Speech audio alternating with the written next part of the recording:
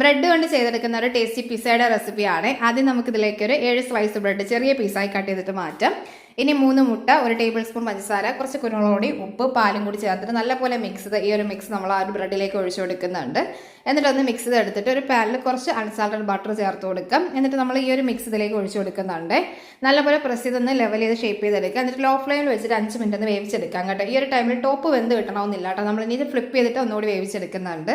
അപ്പോൾ കുറച്ച് ബട്ടറും കൂടി കൊടുത്തിട്ട് നമ്മൾ ഒന്ന് ഫ്ലിപ്പ് ചെയ്തെടുത്തതിന് ശേഷം ഇതിലേക്ക് സോസാണ് ചേർത്ത് കൊടുക്കുന്നത്. ഒരു pizza sauce, tomato sauce, chilli സോസും കൂടി ഒന്ന് മിക്സ് ചെയ്തെടുത്തിട്ടുണ്ട്. സ്പ്രെഡ് ആക്കിയതിന് ശേഷം ഇതിലേക്ക് നമ്മൾ ഗ്രേറ്റ് ചെയ്തിട്ടുള്ള ചീസ് ചേർത്ത് കൊടുക്കുന്നുണ്ട്. പിന്നെ നമുക്കിനി ഇതിലേക്ക് ഇഷ്ടമുള്ള വെജിറ്റബിൾസ് ഒക്കെ ചേർത്ത് കൊടുക്കാം കേട്ടോ. ഞാനിവിടെ ഓണിയൻ, ക്യാപ്സിക്കം, ബേബി കോൺസും എടുത്തിട്ടുണ്ട്.